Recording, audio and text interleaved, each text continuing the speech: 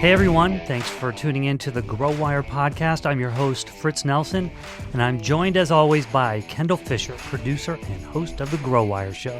Hey everyone. Hey Kendall, football season kicks off here real soon. I'm excited. I don't know if you're excited. So excited. So excited. Go Pack, go.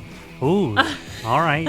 Whoa, that's going to be controversial because today we have a very special interview for you with football legend Mike Ditka. What? Wow. Yes, Coach Ditka joined us for a live event in his hometown of Chicago. So bear with us. Oh, Fritz, come on. Dad jokes. Dad jokes. Dad jokes. But the sound, there was a little bit of a rowdy crowd, as you can imagine, in Chicago. So bear with us there. He takes us on a journey through his career, some of his successes on the field, off the field, in business, his challenges, and he discusses some of his thoughts on how the game has transformed over the years, why it's so important for players today to make smarter financial decisions, and he also dives into his perception of teamwork and the coach who really taught him the importance of being a team player in sports, in business, and in life. So you won't want to miss this one. Coming up next. You're listening to the Grow Wire podcast, a place where you will learn the ins and outs of growing a business, running a business, or even taking your big idea, career, or personal development to the next level. It's all possible. Our host, Fritz Nelson, the editor-in-chief of GrowWire.com, will take you on an exploration of growth through candid conversations with some of the most brilliant minds in entrepreneurship, entertainment, business development, and more. Whatever your goal, we know you'll walk away with the right tools to help fuel your journey of growth. Since we recorded this episode with a Chicago legend, it only makes sense to include a word from our sponsors over at The Second City. Want to challenge your company to innovate and elevate through laughter? Second City Works is the B2B side of world-famous comedy mecca, The Second City. They've helped hundreds of Fortune 1000 companies inspire better performance using their award-winning improvisation and audience-driven techniques that are powered by humor, including, Kendall, dad jokes. I'm pretty sure that's where it was invented. You're right. You're right. If you're interested in live events, hands-on workshops, campaign consultation, branded content, and a whole lot more, we'll visit secondcityworks.com to learn more. We also want to make sure you head over to our website, growwire.com, for more inspiring insight from legendary athletes like Magic Johnson, who explains how he built his multi-million-dollar empire, and former Philadelphia Eagles wide receiver Mike Quick, who reveals his number one rule for defeating competition. And there's more where that came from. Shaquille O'Neal, Meta World Peace, Donovan Bailey, and the list goes on. Check it all out on growwire.com. I want to introduce our guest, our special guest tonight. I'm not going to do a long intro because you guys know him better than I do. He was a champion as a player, a champion as a coach. He was a broadcaster for many years and has several successful businesses. Please welcome the coach, Mr. Mike Ditka. Thank you. All right. Thank you for joining us. Thank you for having me. Are you going to stand? I'll stand. I get asked that once a year, and this is my one, so pay attention too. We're going to ask questions later. How are you feeling? I feel okay. I had a little setback about 3 months ago, but I'm feeling okay. All right. Good. You're going to live till you die, and then that's over. You look good, so we're happy to have you healthy and joining us tonight. I want to go back a few years. Go ahead. All right, we're going to go back a lot of years to your childhood. What do you remember most from your childhood that kind of formed who you became as a player, as a coach, as a businessman? Well, I don't want to get into it, but my parents. My dad, I really never got to know my dad till I was about 5.5, 6 years old. He was in the Marines. And when he came home, I got to know him real well because he whipped my ass a lot. And every time I got out of line, he straightened me out. And I didn't like him. I really didn't. As a kid, I didn't like him. And I was so grateful that he raised me the way he raised me. My mother never touched me. She was a great lady, and he was a great man. But that's the way he was raised, and that's the way he raised me. And I had 2 brothers and a sister. He never touched them. I was the oldest one. I'm the only one that got it.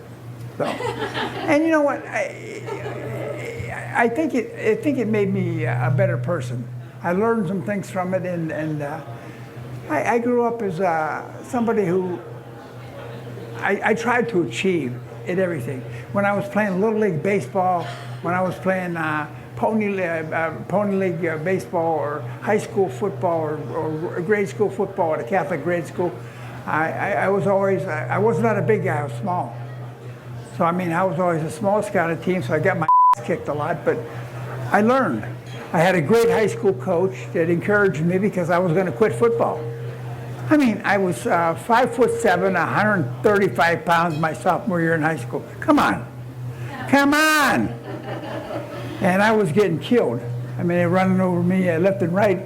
And I went in and saw him. And I said, Coach, I can't do this. I mean, I said, they're beating me up every day.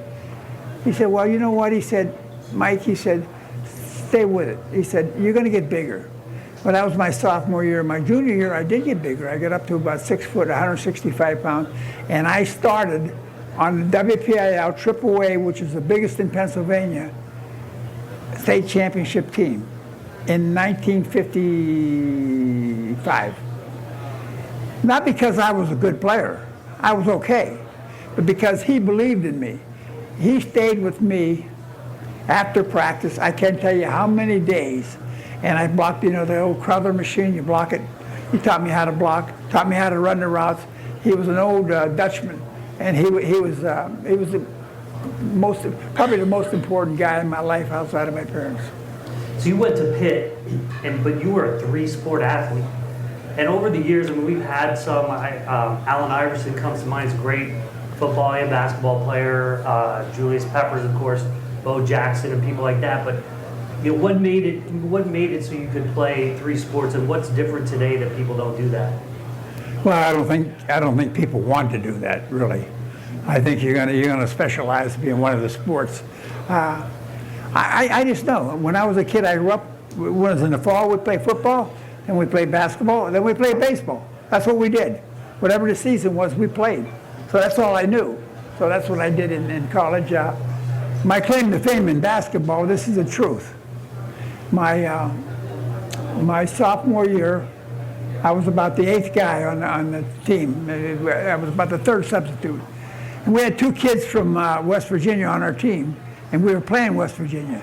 And these 2 kids got in foul trouble right away. They fouled out. So I had to go in, and I guarded a guy named Jerry West. True. I guarded him for 5 fouls and 28 points. You figure out who got what. And that's the truth. But it was fun. I mean, I played against some great basketball players, and it was the idea to me, it wasn't how good I was, it was the fact that I was competing and I was trying to do the best I could. That's all. If I asked Jerry West today if he remembered you guarding. Oh, he remembers. Yeah. Oh, he still has the bruises. Yeah, he got the bruises, yeah. Go ahead. You played with some greats, Gale Sayers, Dick Butkus. You coached some greats, Mike Singletary, Walter Payton, Richard Dent, Willie Gall. We look back over the years from the 60s when you played through the 80s and up to today. What has changed the most about the game? Well, the athletes are bigger, faster, stronger. They're better. We'd like to say, I'm not saying in their heart they have more desire or in their mind they have more talent. But they're better athletes physically than we were. They're just bigger, faster, stronger, and that's all there is to it. I mean, I played tight end. I was about 6'2.5", and I probably played my best football about 218 pounds. Hello. As a tight end. Hello, as a tight end. The guys are 265 and 270. We didn't have a guy on our football team in 1963 that weighed 270 pounds. Defensive or offensive lineman. That's a fact. Now high school defensive and offensive lines all weigh that much. Yeah. So could you, if you look at guys like Gale Sayers and Walter Payton, who you coach, And today, I was playing in a game in 1965. We played in Wrigley Field, and it had rained, and the field was wet, and they had not sodded in the infield yet, so it was still mud up there. And it was against the 49ers. Gale Sayers scored 6 touchdowns in one game. Punt return, kick return, pass reception, and he ran with the ball. He did everything but return an interception for a touchdown. Sure. Punt, kick, he did it all. The greatest exhibition I've ever seen in my life. Nobody could ever do what he did. On a muddy field, everybody was slipping and sliding. When he planted, he cut. He never slid. I've seen a lot of good ones, but he's the best I've ever seen in my career. Of running backs or just players, period? As running backs. Well, I played with Butkus too, but I mean, right. He was by far the best middle linebacker I've ever seen. So you look at guys like that. We had I played Brian Piccolo, the great story, and a great kid and a good football player. But he wasn't Walter Payton, but he was a good football player. So I mean, we had a lot of good guys. And do you see any running backs today that, or in the last 10 years, that remind you of Gale Sayers? Well, Sayers and Payton in my book were the 2 best I've ever seen. So I'm not going to get into it, but then I'm biased. I'm a Bear fan, so. You know. What about your position, the tight end? How have you seen that role? Has that position changed other than size? Well, I told you, I was 6'2" and a half, and I weighed 218 pounds. Those guys that are 6'5", 6'6", 6'7", weigh 265, 70 pounds. They're better, they run faster, they're stronger. I mean, it's the evolution of the athlete. They're bigger, stronger, faster. So no, they're unbelievable. I could never stand up to what these guys are today, never. Well, you were the first tight end inducted into the Hall of Fame. So True. that's no bad shakes right there. Well, John Mackey and I we played about the same time. John and I went in about 1 year apart. And, you know, we didn't throw the ball on every down back then. You know, right. We ran the ball. So we had to block. We had to do a thing called blocking. You had to block the other guy. They don't do that anymore. I mean, I want to say the tight ends usually are split open about 5 yards, and they got a 2-way release. I had to line up right next to the tackle. The linebacker would jam me down inside into the defensive end. Then I'd get past him. Then the middle linebacker named Nitsky would come out and necktie me. Well, that was no fun. But I enjoyed it. I just loved to play in the game. We had fun. Are there any tight ends in the modern era that you admire? I admire them all. I love Jason Witten. I love what these guys do. I love them all. But it's a whole different game. I mean, it's a passing game, and the tight end is right now, if you're having trouble getting off the line, they're going to split you out 3 yards, 4 yards. You're going to have a 2-way release. That's just the way it is. And I don't blame them. It's a passing game today. It's not a running game. So what do you think of today's Chicago Bears? They were 5-11 in 2017, 12-4 last year, really took a big step. Are they Super Bowl contenders this season? I think they got the right coach. I love Mitch. They got a good running game, and they can play defense. Now, they got the criteria is all there. Defense, run the football, quarterback, don't turn the ball over, and special teams. They can do those things. They're going to be right there. I think they're the best team in that division. As good as Green Bay is with Rodgers, I think they're the best team in that division now. So they're your pick. Are they your Super Bowl pick?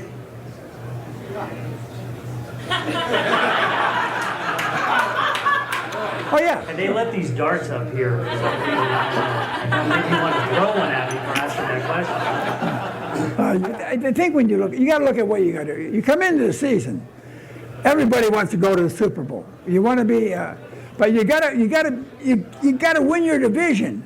You got to win so many games in your division. And then if you can control your division, then you worry about getting into playoffs, try to get home field, and win enough. It's a process you go through. You can't say, okay, my goal is to win the Super Bowl. You got to have a defense, offense, special teams, you know. So what we tried to do is we broke everything down. Offense, defense, we all had goals for everybody. Everybody had to try to maintain their part of the deal. And if they did that, well, we had a chance. We had good special teams. Man, we had good special teams. I tell you, a lot of games that we won in 1985, we won because of our special teams. And made plays. You also had Buddy Ryan. You had the 4-6 defense, so that wasn't too bad. What's different about today's defenses from back then? Well, you can't play a 46 defense today. They will kill you because they'll spread you out all over the field. What Buddy did when he designed the 46, basically what he had was 9 men at the line of scrimmage. Basically 8 and 9 men all the time. So we pressured and that's what he did, and it worked. But people thought, well, we had to bring our people in to try to block all these people. No. The one guy that didn't do that was Don Shula down in Miami. We went down to Miami that year and got a beat. Why? What did he do? He went to a 3-receiver set and he spread everybody out. Now, somebody has to go out and cover those guys. So they're no longer a threat to blitz. So it changes everything. But and Coach Shula did it. I mean, you play football and you try to get man-to-man. And yeah, it's fine when the quarterback's laying on his yeah, it's fine. But if the quarterback's still standing and you're covering man-to-man and you can't cover, you got a problem. Yeah, today's quarterbacks can just pick you apart. Yeah. The other thing, other than the players changing, is the rules have changed quite a bit since those days. What are some of the rules you like and don't like in the modern era? I think it's play the game, respect your opponent, don't taunt, don't showboat. Football is the most comprehensive team sport there is. You can't do anything without somebody else's help. If you're the quarterback, you can't do anything without the line's help or the receiver's help. Or the back. It's the same thing with the backs. The line has to blow. So you got to have it's 11 men working together because it's not about one person. It's about the whole team and what they accomplish together. I think that's the biggest thing I was proud of. As great as our defense was in 1985, our offense led the league in time of possession of holding the football, first downs, and things like that. So we ran the ball, we took time off the clock, we rested our defense, and we had a good football team. But the defense was the reason we won. We knew that. Some players, especially some of the great ones, haven't made good coaches. What was different about you? Why were you able to be successful where they happened? I think what happened to me, the best thing that happened to me was when I got traded to Dallas. And I met a man named Tom Landry. And my career was gone. I was finished. I spent 2 miserable years in Philadelphia with the Eagles, and I was horrible. And I went down to Dallas, and I got in the best shape of my life, and I played 4 years for Coach Landry. The biggest thing I learned from him was discipline. If you're going to be an athlete, you got to find a way to discipline yourself. You can't go out and do all the things you think you can do. You just can't do that. And I did those things because I thought I was invincible. I was Iron Mike. And I learned so much under Coach Landry, and it was humbling, but I loved it. It was the greatest, probably the greatest 4 years of my life. And then when I retired, I got into the nightclub business down in Dallas, and we were making money hand over foot. We had these places called Sports Page, and they were great. I mean, you talk about wall to wall. Wow, you know what? It was good. Anyways, so I was in this business, and I got a phone call one time. I'm in the bar, standing there talking to some people, and it's from Coach Landry. And this is after I had retired. And he said, you ever think about coaching? I said, no, Coach, I hadn't. He said, I'd like to talk to you about coaching. I said, with the Cowboys? He said, yeah. Come on and see me. I went in to see him. He hired me to coach the tight ends and special teams. The greatest thing that ever happened to me. Because I got to learn the game of football from a master. Somebody who understood it. He broke it down. He understood offense, defense, special teams. And it really made me appreciate not only the game more, but the players in the game more. It takes a lot of skill to do certain things. And I was fortunate enough that I got to coach some great receivers down there. I got to play with some great football players. Got to play with Roger Staubach. I mean, one of the greatest players I've ever seen, one of the greatest people I've ever met. So, I mean, Tony Dorsett's from my hometown. He was with the Cowboys when I was coaching. We had so many guys, though, that were. And the Cowboy organization, I would say that they made a lot of men out of boys. They did. If you've ever met a famous athlete at a corporate event or gotten an official autograph, chances are Steiner Sports made it happen. Here's Brandon Steiner. We believe that there's magic in the moments that sports creates. We get customers closer to the game and help companies use the power of sports to grow their business. We've been in business 30 years, and we've had multiple systems to keep track of all the athletes and all of our customers. Multiple systems means multiple headaches. So we made the move to NetSuite by Oracle. NetSuite lets us replace all of our finance, inventory, and CRM functions with one convenient system. Now all the departments can see the same data. And if I have a question about our business, I can get the answer quickly. This month, NetSuite is offering a free 60-minute business review with an expert in your industry to identify opportunities to turbocharge your growth. To get your free review, go to netsuite.com/Steiner. That's netsuite.com/Steiner. netsuite.com/Steiner. And when you became a coach, you had a lot of interesting personalities when you became a head coach. How did you manage those personalities? I didn't try to. The fridge was the fridge. All we tried to do was keep the fridge from becoming the Titanic. And it worked for a while. But let me tell you what, when he weighed what we had him at, when he weighed 302 pounds, there was nobody any better. Then he got up to 355, 60 pounds. He couldn't play. But when he was 302 pounds, he was unbelievable. The first time I saw the Bears, I went there 1982. They weren't very good. And the first thing I told the football team was this. I said, I got good news and bad news. I said, the good news is that we're going to win the Super Bowl here in Chicago. And the guy started snickering. And I said, the bad news is this. A lot of you guys aren't going to be here. And it was right. We had to weed them out. But we had the nucleus there. We had the nucleus. Then we brought in McMahon. McMahon was kind of a renegade. You know, he didn't like authority. But I tell you what, you talk about a guy that played his ass off every week. Went out there and laid it on the line. He did. So I mean, you got to. You know, we had some good guys, and then you have, you have Walter Payton. I mean, that makes up for everything. Matt Suhey. No, nobody can tell you how good Matt Suhey was. The defense we had was unbelievable, and Buddy Ryan was a big part of that, and he deserved the credit because he ran a defense that people did not understand how to play offense against. Yep. They figured it out later, but it took a while. He was strictly go after you. I mean, he was all pressure, and it was good. And the only, like I said, the only team was Shula and Miami. They spread them out. They spread us out. And now we're standing out there with a linebacker covering a slot receiver. Now, that doesn't look too smart, but that's why they beat us down there that year.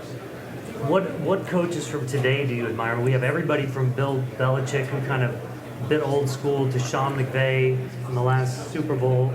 Well, I think I think all the coaches in the league right now, I respect them all. I really do. I really do. Guy up in Green Bay, I like them all. Bill with the Patriots, he was a special teams coach of the New York Giants when I was a special team coach of the Dallas Cowboys. So we used to talk before the games, and Bill's success is unbelievable. What a great coach he is. I mean, what a great coach. And what a job they've done up in New England with that organization. Fantastic. I want to talk a little bit about giving back. And I don't know how many people know that you're the president on the board of the Gridiron Greats Assistance Fund, and that you have a foundation to raise money for pediatric AIDS research. But starting with the Gridiron Greats, why is that important to you? It's amazing, when you think about today's athletes, how much money they make. A lot of them don't understand what to do with that money. They squander it, and they brought it on themselves. But that doesn't make them bad people. So what we try to do is we try to educate these people and what they should do, how to put the money away, how to save it, how to do some certain things, how to conduct yourself in certain ways, and we've helped a lot of people. We aren't the answer. The league does a good job. They're getting better at it, anyways. And but the average life of a football player, the average lifespan, career playing is less than 4 years. Of an average football player, less than 4 years. Hello, I don't care if you make $1 million, $2 million for 2 years. You better figure out what to do with that money, how to invest it, how to put it away. Get yourself some financial aid, financial advisor, do the right thing. And that's all we try to do. And that's what the Gridiron Grace is trying to do. It's trying to help people help themselves. And what about pediatric AIDS research, helping people with developmental disabilities? Why was that important? Well, when I came to the Bears, I got involved with a place called Misericordia. I don't know if you people know what Misericordia is. It's a home up here. There's one on the south side, one up here on the north side. They handle just about everything that could be handled in birth defects and the children. They're adults. They're in their 40s and 50s now. Some of them have lived that long, and I've known them since they were 10 years old. Without Misericordia, they would have no quality of life at all. None, zero. And Sister Rosemary Conley and the group in Misericordia, what they do, and the money they raise, and the way they do things, take care of these kids, to educate them. The simplest things. The simplest thing, how to eat soup. It's incredible. These kids are, some of them are very non-functional, and they do everything they can to make their lives as good as they can be in the situations they're in. And it's pretty interesting. It really is. If you go up there and watch, you'll be amazed. You'll be amazed. Do you think that the 1985 Bears are the best team ever? No. No? They were the best team that year. Well, yeah. That surprised me. Why do you say that? Who was better? We won it that year. Our job was to win it. We did it. We did what we had to do. I don't think we're any better than the Patriots or the Dolphins or anybody else. But we won it. Hey, that's pretty good. We won it. What lessons from your time as a coach did you parlay into the business world? Well, I have a philosophy based on the word ACE, ace. You know what an ace is in golf? The best shot you can make. Somebody who was an air ace was somebody who shot down 5 so many enemy aircraft. Attitude is the first thing you have to have. A good attitude, a positive attitude. That's where it all starts. If you don't have that, you got nothing. The second letter, C, character. If you don't have that, you got nothing. Knowing what is right in the eyes of God and then doing what is right in the eyes of God. And enthusiasm, energy. Get excited about the opportunities you have in life every day you wake up. You got a chance to do something. Do it. And that's what I believe in. So you have... Go ahead. Yeah. I scared myself. Yeah. So let's see. You've got some of the work I mentioned before. You considered a run for the Senate. You invested in a football league in India. You have wine, cigars, meats, restaurants. You're going to open a candy store. I feel like this is all the vices you've got covered here. What's your?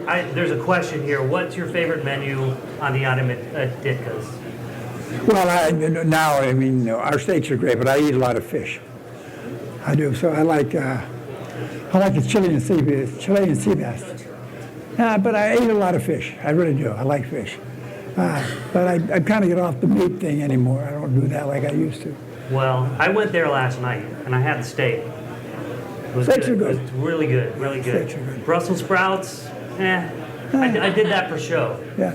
Well, I like Brussels sprouts. I eat them. Yeah, I like them. Did you bring me a cigar?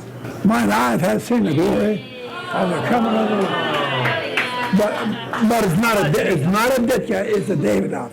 All right. I don't want to take. I'm not supposed to be smoking them. My doctor said So stop it. I'm doing good. I'm doing the good work here by taking this. Oh. Okay, so I think we're about at the time for some audience Q&A. Do we have a mic? Yeah. Oh, here we go. We'll probably have about 10 minutes for Q&A. So Kristen up here has a mic. Over here, if anybody wants to come up, or just raise your hand, she'll come to you. Coach Mike, what was the greatest moment in your football career? Well, in retrospect, I would have to say it was the day George Hallis hired me, because it was a learning process. And I guess it started with Coach Landry first hired me. Whatever they saw, I'm glad they saw it, because it enabled me to learn the game the way you have to learn the game to be a coach. And we assume as players that we know the game. We don't know the game. You don't know the game until you learn the game as a coach. And I learned from Hallis, I learned from Landry, and I learned from a lot of great people. George Allen. George Allen, yeah. George actually, he was the guy who signed me. Oh, he was working for the Bears at that time. And he signed me to my first contract with the Bears. And then he left and went to Washington. And then he became the enemy. But he was a good man. I like George. What's the best advice you would give for managing your team? And then what's the best parenting advice you would give somebody? I think the main thing you have to do in life, whether you have a team or you work for, you have to have goals. You have to have personal goals. You have to set goals. Then you have to have methods to reach these goals. You can't say, I just want to be a superstar. How are you going to do it? How much are you going to work out? How much are you going to discipline yourself? How much are you going to do the right thing? And that's what I try to tell these people. So you want to win the Super Bowl. What are you going to do? You're going to make a total commitment to training and doing the things you have to do to become the best athlete you can become. And that's what it takes. I'm old now. I can't get as fired up, but I got fired up about this stuff when I was young. And I really believed it. I really did. And I learned it from Coach Landry. And I learned it from Coach Hallis. You've got to be committed. And when you're committed, full speed ahead. And you're going to have setbacks. You don't worry about them. Get a flat tire, fix the tire, and keep going. Coach Landry always seems so calm on the sideline, but was he more intense behind the scenes? Well, he had a thing called self-control, which I didn't have. He was one of the greatest men I've known. Great Christian man, and really a great guy. Really a great man. Great coach, too, but a great man. Got another question out there? Go ahead. Coach, I'm wondering, in that process, when you walked into the Bears and said, we're here to win a Super Bowl, not all of you going to be here, and then the journey that you had thereafter, which spanned well beyond that win, how did you handle the doubts that you might have had through that process? Well, I knew immediately in 1982 when I came here, there were a lot of good players here. And I also knew there was a lot of guys that were just hanger-ons. And those guys were going out the door. And the first thing we had to do was make some changes. And one of them was the quarterback. We didn't have one. We had people in name only. And that's when I drafted McMahon. And that's why I drafted McMahon. Even Mr. Hallis, when I drafted him, he said he can't see out of one eye. I said, no, but the one he sees out of, he's pretty good at throwing. I mean, really. And he was a winner. He was, sometimes he was hard to deal with, but I loved that. He was his own guy. He was a winner. The guy competed all the time. He tried to be better. He made people around him better. And we had Walter, and we had Matt Suey, and we had the best offensive line in football. I don't care how good our defense was. Our defense had a problem with our offensive line in practice. Our offensive line was really good. Do you still keep in touch with Jim McMahon? I see him once in a while. He doesn't remember me, I don't think. Wait, 1 year and then... But, Do you feel like the fans let you down in '87? no. No, Bears never let me down. It was a great run. I mean, I'm talking the fans, Coach. No, it's time, I probably wore out my welcome. I got bigger than I should have been, but We know that's wrong, so you're welcome. But it was, I don't know, I think it's one thing to win, but I think it's really hard to repeat. And that's why when you look at New England and teams like that, God, the Yankees, yeah, repeat. That's hard to do. And we couldn't do it, but we had one anyways. Coach, first of all, thank you for everything you did for the Chicago Bears and the city of Chicago. Question, did you learn more from your greatest success or your greatest failure? I think you learn from both. I think when you fail, you can look at it a couple ways. You can give up or you can try harder. When I failed, I tried harder. I wanted to do it so badly, I tried harder. Sometimes that can be a hindrance, but in my case, it wasn't. I worked harder, I disciplined myself more, I got in better shape, I did all the things I had to do to become the player I became. And it was probably because of failure. As I said, when I started out in high school, I was small, but I had a great high school coach. He encouraged me, and like I said, I started on a state championship team my junior year at 160 pounds, a linebacker and end. And the only passes I caught at end in my senior year at Pitt, 12. I was strictly a linebacker, defensive end. And I came to the Bears, and Mr. Hallis says, you're going to be a tight end. I said, what the is a tight end? And I learned. Really. I thought I was going to be a linebacker. And I'm glad I didn't, because we had really good linebackers back then. But it's hard to say why things happen.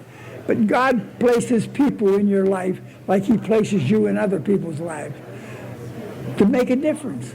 And I had so many people in my life that made a difference. And I started out with my high school coach, my grade school coach. I started out playing at a Catholic grade school football when I was in 6th grade. We had a couple guys coaching the Catholic grade school team that were former high school players. So they were pretty good guys, pretty good coaches. And I couldn't tell you, I got my ass whipped every day. I came home, my mother said, why don't you quit? I said, I ain't quitting. And that's the best thing I ever said, I ain't quitting. And I got my butt whipped. Then the next year I got a little bigger, then I started whipping their butt. So you got to have goals in life. I think that's the most important thing. But then you have to have attainable methods of reaching those goals. You can't say, I want to be a millionaire and just sit on your You got to do something about it. Question up here. Hey, Coach. Lifelong fan. My mother's biggest fan. Her birthday's this week, so I have to ask a question on her behalf. What is your favorite Bears color scheme? You an orange guy, you a blue guy, a white jerseys? What do you feel? Like, My color? Yeah, what's the color that makes you feel fired up, ready to coach, ready to win that game? Well, when I played for the Bears, we only wore 2 colors. One was a white jersey and one was a blue jersey. I think it's good to change up. I like them. But I think the old navy blue I think that's the best looking uniform in football. Classic. Another question? Go ahead. Yeah, so I had a question relevant to Bill Swarsky's super fans. It's a question that I've been dying to know of who is winning the fight, Hurricane or Ditka.